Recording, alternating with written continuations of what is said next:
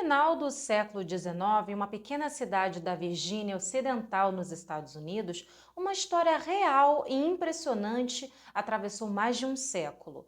Uma jovem mulher foi encontrada sem vida e sua alma não descansou até que a verdade emergisse das sombras. Até onde uma presença invisível pode interferir no mundo dos vivos? Mas antes, hypa aí esse vídeo, se inscreva, já ative o sininho para não perder nenhum conteúdo e deixa o seu like já agora no início do vídeo para você não se esquecer, que já me ajuda demais. Então, sem mais delongas, bora começar!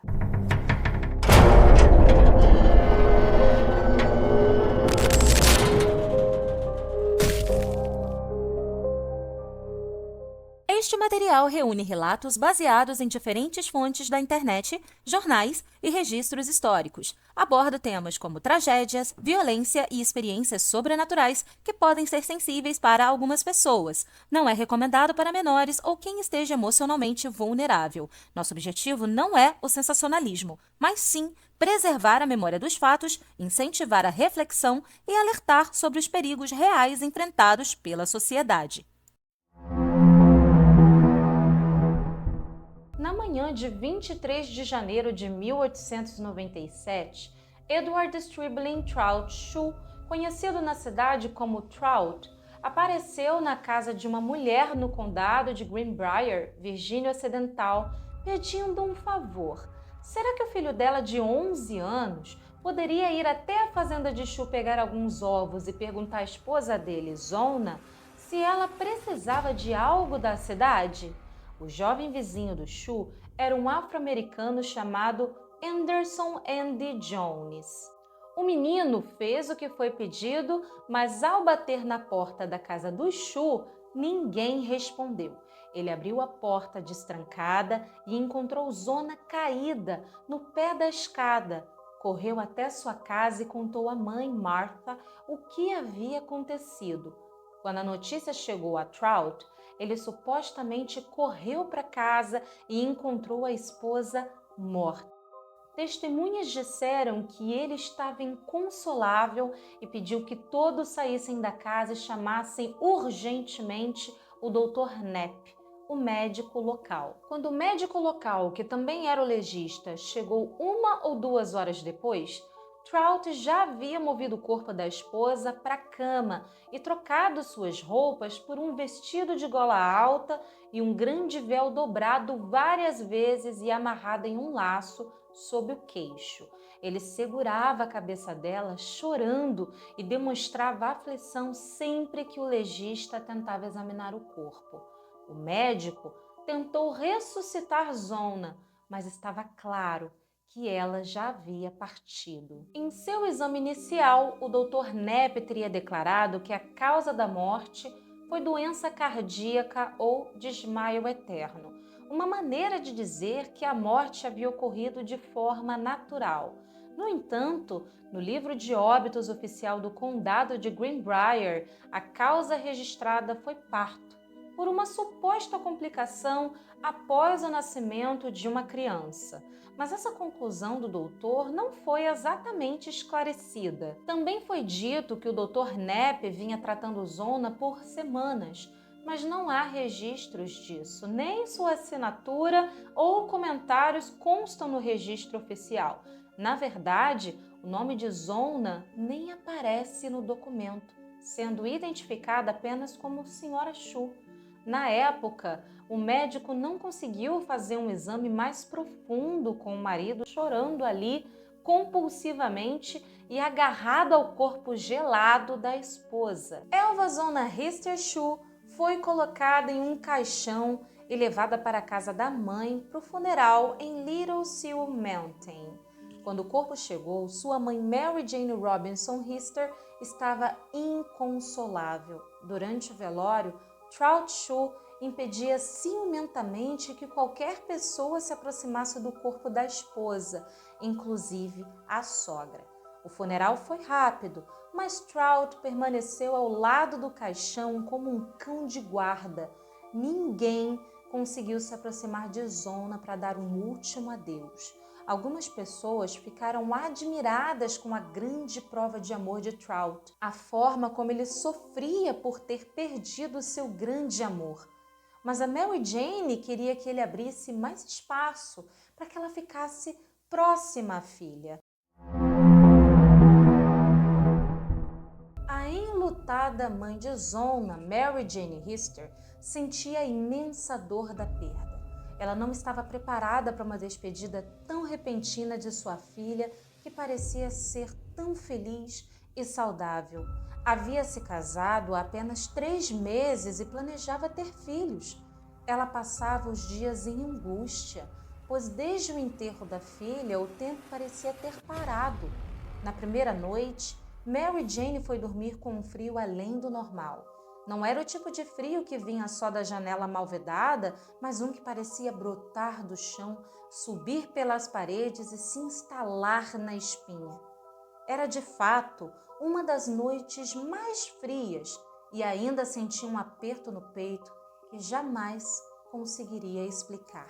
Assim, ela tentou dormir e quando conseguiu pegar no sono, um som de passos a despertou, mas ela ainda não abriu os olhos.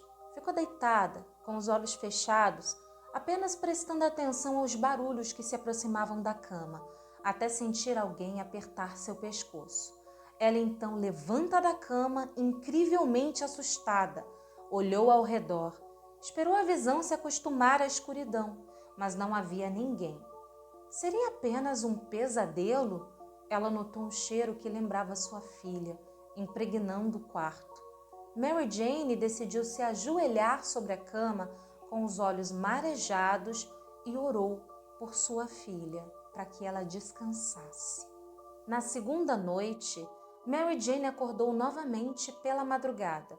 O quarto estava mergulhado em sombras, mas uma luz tênue começou a se formar no canto, como névoa iluminada por luar.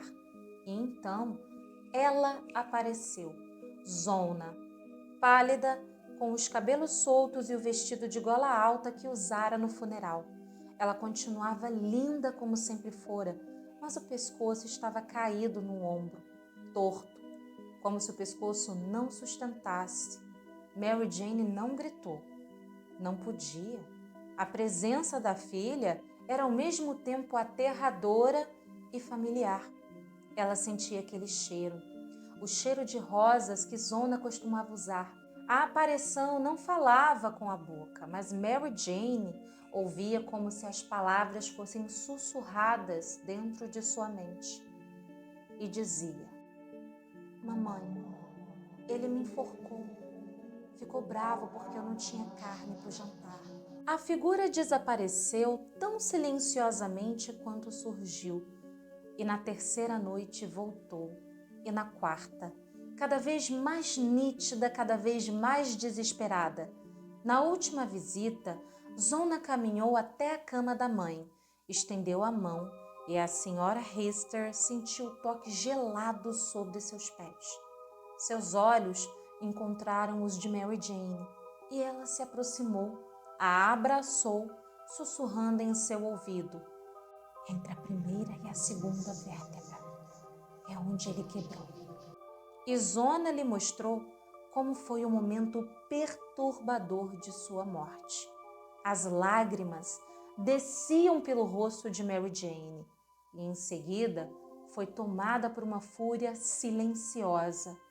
Ela sabia o que tinha que fazer. Na manhã seguinte, vestiu seu casaco mais pesado, prendeu os cabelos e foi até o gabinete do promotor do condado de Greenbrier, John Alfred Preston.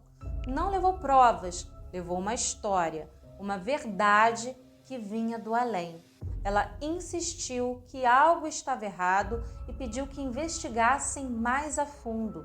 E naquele dia, a justiça começou a ouvir os mortos. Disse que por 4 noites o fantasma de sua filha apareceu enquanto ela estava deitada. Segundo o espírito, Edward Trout Shue ficou furioso porque Zona não lhe serviu carne no jantar e a estrangulou até quebrar seu pescoço. O promotor então perguntou ao legista o que ele havia notado sobre o pescoço de Zona. Ele respondeu que o marido mal deixou que ele se aproximasse do corpo e ambos começaram a entender que Edward poderia ser um forte suspeito de ter matado a esposa.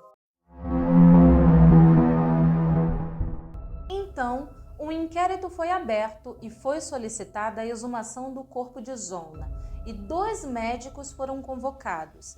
Edward Trout Shue foi chamado para observar. Durante o exame, um dos médicos informou a ele que o pescoço da mulher estava quebrado. Além disso, havia marcas de dedos. A traqueia estava esmagada e o pescoço estava quebrado exatamente entre a primeira e a segunda vértebra. E foi ali que o viúvo foi enquadrado e acusado de assassinato. Ele foi levado e preso, aguardando pelo julgamento. Nos meses seguintes, a cidade foi tomada por diversas fofocas, acusações e difamações. A mãe de Zona, Mary Jane Hister, dizia que o fantasma da filha a visitava à noite. A notícia corria. Algumas pessoas a chamavam de louca. Outras achavam a versão dela sobre a revelação do crime como uma mensagem enviada dos céus. Em maio, Trout teria ameaçado se matar enquanto aguardava o julgamento na prisão. A cada poucas semanas, o jornal Greenbrier Independent publicava atualizações sobre o caso. Com as investigações, descobriu-se ainda que Edward Trout, na verdade, era um antigo conhecido chamado Erasmus Trout, um ferreiro de um condado vizinho. Antes de chegar à pequena comunidade de Middle Bluff, Trout já havia deixado rastros de controvérsia por onde passou. Ele não era um completo desconhecido. Sua família possuía terras em Droop Mountain, na divisa entre os condados de Pocahontas e Greenbrier, o que o ligava à região. Mas, apesar dessa conexão geográfica, Trout era visto como um forasteiro social, alguém que não se encaixava nos moldes da comunidade. Trout nunca tentou esconder seu passado à sua esposa. Era conhecido por ter sido condenado por roubo de cavalo, um crime grave na época que não apenas manchava sua reputação, como também revelava um traço impulsivo e transgressor. Ele cumpriu pena, o que curiosamente fazia com que alguns o vissem como alguém perigoso. Antes de Zona, Trout já havia se casado 2 vezes. Seu primeiro casamento com Ellie E. Cutlip terminou em divórcio, no qual ela havia alegado que a motivação teriam sido os abusos físicos, algo incomum e mal visto na sociedade daquela época. O segundo casamento com Lucy Ann Treat teve um desfecho ainda mais sombrio. Lucy morreu em circunstâncias nunca esclarecidas. Não há registros oficiais sobre sua causa de morte, e rumores persistentes sugeriam que Trout poderia ter tido alguma responsabilidade. Mas nada foi provado, nada foi investigado. Ainda assim, ninguém o considerava um suspeito, até que as visões de Mary Jane, mãe de Zona, mudaram tudo. Quando Zona morreu apenas 3 meses após o casamento, muitos começaram a conectar os pontos. Um homem com um passado criminal, 2 casamentos fracassados, um deles com morte envolvida, e agora uma nova esposa morta de forma suspeita. Seria isso uma coincidência louca? Ou um padrão sombrio começava a emergir? Conta aí nos comentários se essa coincidência assustadora, na sua opinião, o aponta como um grande suspeito desse crime. No julgamento, a defesa chamou Mary Jane para depor. O advogado tentou ridicularizá-la, perguntando sobre as visitas do suposto fantasma. Ela manteve sua versão. O advogado perguntou a Mary Jane se ela tinha certeza de que as visitas de sua filha não tinham sido apenas sonhos. Mary Jane respondeu que não se tratava de apenas um sonho, pois ela não sonhava quando estava acordada e tinha plena convicção de que a filha estivera ali com ela. O advogado então questionou se ela não seria uma pessoa supersticiosa. ao que Mary Jane afirmou categoricamente que não, nunca fora e não era aquele momento que ela seria supersticiosa. Em seguida, o advogado quis saber se ela acreditava nas escrituras e Mary Jane confirmou que sim, acrescentando que não tinha razão para não acreditar. Inclusive, ela era da igreja, todos sabiam disso. Quando perguntada se acreditava que as escrituras continham as palavras de Deus e de Jesus Cristo, ela respondeu afirmativamente, devolvendo a pergunta ao advogado de forma retórica. Após fazer perguntas sobre a Bíblia, por fim o advogado pediu que ela descrevesse os acontecimentos como 4 sonhos em vez de visões, ou em vez de aparições de sua filha em carne e osso. Mary Jane se recusou, afirmando que não podia mentir, que tinha sido tudo real e não apenas um sonho.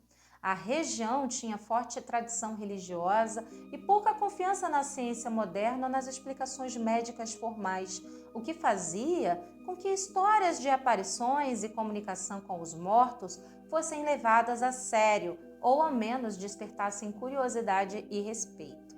O impacto do depoimento de Mary Jane foi amplificado porque respeitava e dialogava com as superstições e valores culturais locais, enquanto mostrava firmeza moral e emocional.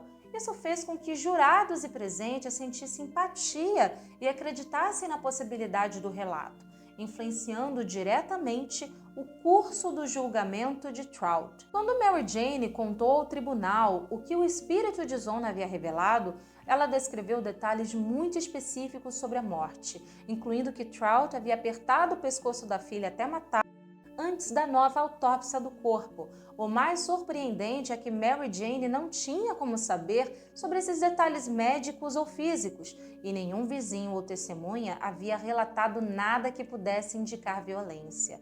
Tudo que ela sabia vinha exclusivamente das visitas espirituais que alegava ter tido. Se não fosse por isso, talvez nunca teriam descoberto a verdade e sua filha não teria tido justiça. Todos no tribunal ficaram chocados com tal acontecimento, que era totalmente inédito.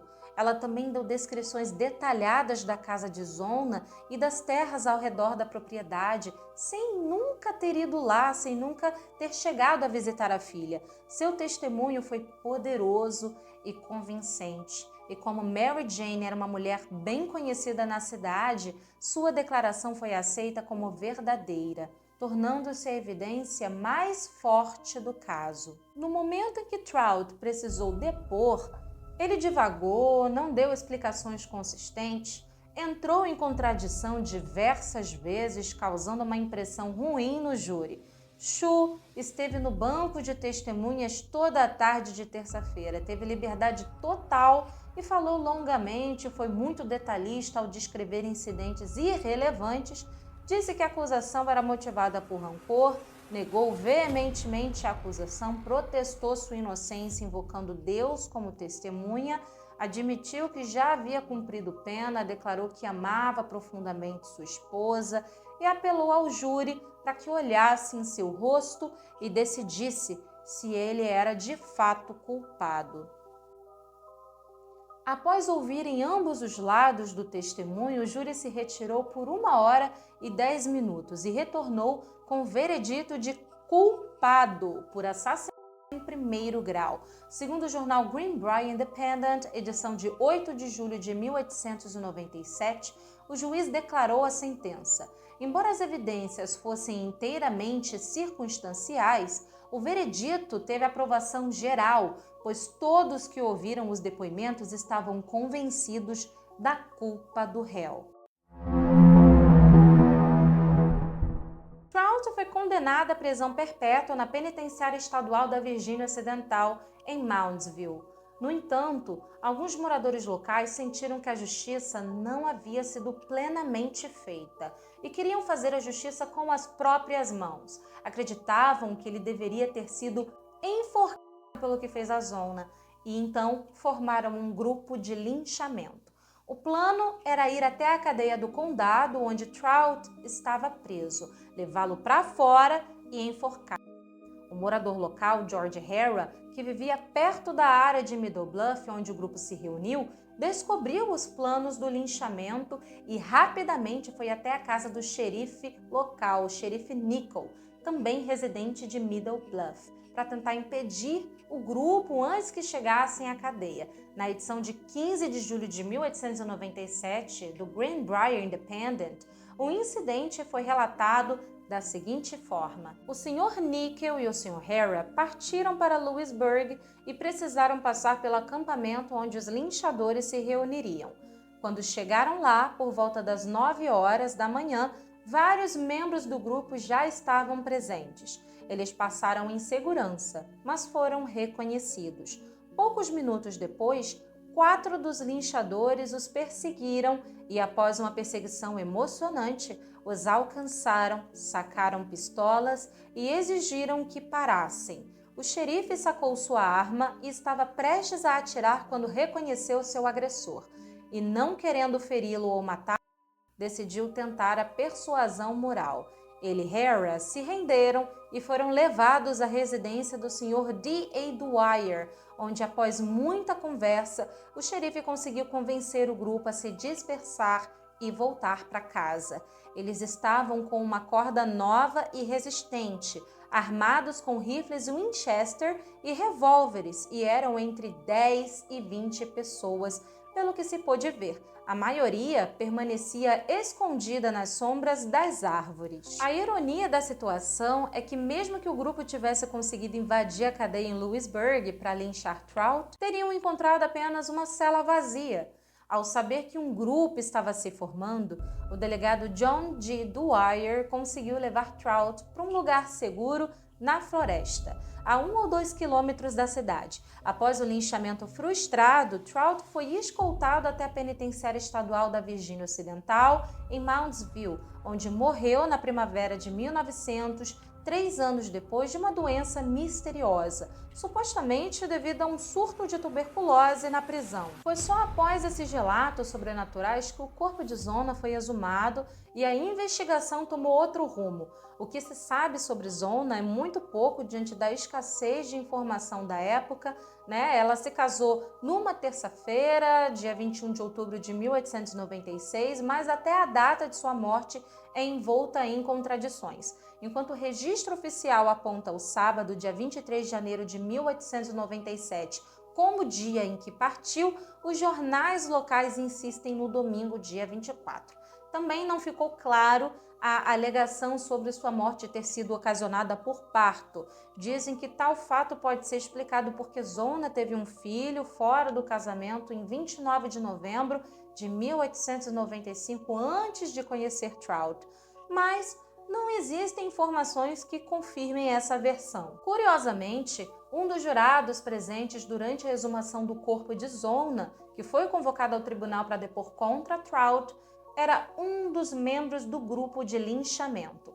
Ele disse em depoimento: "A senhora Mary Jane Hister me contou sobre sua visão de 4 dias, antes do corpo de sua filha ser retirado e examinado. Fui um dos 6 jurados na análise do corpo e ouvi seu testemunho antes que ela soubesse qualquer coisa sobre o que havíamos encontrado. Em resumo, posso dizer que, ao examinar, encontramos cada detalhe exatamente como a senhora Hister havia contado a mim e a outros anteriormente. A senhora Mary Jane Hister é minha vizinha próxima, filha de um marinheiro inglês e uma das mulheres mais corajosas e determinadas que eu já conheci." A má reputação de Trout lançou dúvidas sobre sua própria inocência, e quando o sobrenatural entrou em cena, esse histórico se tornou combustível para uma narrativa criminal. Também pesquisei de onde veio o apelido dele, de Trout, mas eu não encontrei muita coisa. O que se sabe é que a palavra inglesa trout significa truta em português, um peixe. Então, eu não sei se esse apelido surgiu com alguma relação a isso, porém, o significado dessa palavra no inglês britânico, trout, pode ser pessoa rabugenta. Essa palavra aí poderia significar uma característica do próprio Trout, como um homem rabugento ou um homem hostil, que eu acho que tem a ver um pouco com o histórico dele. Será que as crenças e a fé da época atrapalharam possivelmente no processo contra Trout Shu? Será que existia a possibilidade dele ter sido inocente e de Zona ter apenas se acidentado em casa? Talvez nunca saibamos a verdade sobre o que realmente aconteceu com Zona, mas independentemente disso, essa é uma história fascinante sobre a persistência do amor de uma mãe, as falhas do sistema judicial, o poder das convicções pessoais, os sentimentos, os preconceitos que nutrimos contra aqueles que julgamos como maus e a necessidade coletiva de encontrar um vilão ali que se encaixa no perfil clássico do criminoso. Teria sido isso? Apesar disso, o que torna esse caso verdadeiramente curioso não é apenas o crime em si, mas o modo como o sobrenatural parece ter se entrelaçado com os fatos. A coincidência entre o relato espiritual e a evidência forense é tão precisa que parece desafiar qualquer explicação racional. E eu quero saber, me diga aí nos comentários, como explicar tudo isso? Seria apenas uma intuição materna, um acaso extraordinário ou realmente houve uma comunicação do além guiada por um amor que transcende a morte? No que você acredita? A história de Zona é baseada em fatos reais e possui registros históricos de todo o processo, conhecida como o Fantasma de Greenbrier. É contada até hoje por moradores locais. Uma cervejaria da Virgínia Ocidental até criou uma cerveja chamada Vingança de Zona em sua homenagem. E em uma estrada entre a igreja Sam Black e a entrada da estrada I-64, há uma placa histórica. Ela diz que Zona está enterrada ali perto e que seu julgamento foi o único caso conhecido em que um espírito ajudou a condenar um assassino. E esse foi o vídeo de hoje. Não deixe de recomendar o canal para aquele seu amigo ou amiga que curte histórias de crimes e mistérios. Você também pode deixar aqui nos comentários sugestões de novos temas para o canal, um caso que vocês queiram que eu fale. Também fiquem à vontade para incluir qualquer informação que eu não tenha abordado. Muito obrigada por sua companhia até aqui e até o próximo vídeo.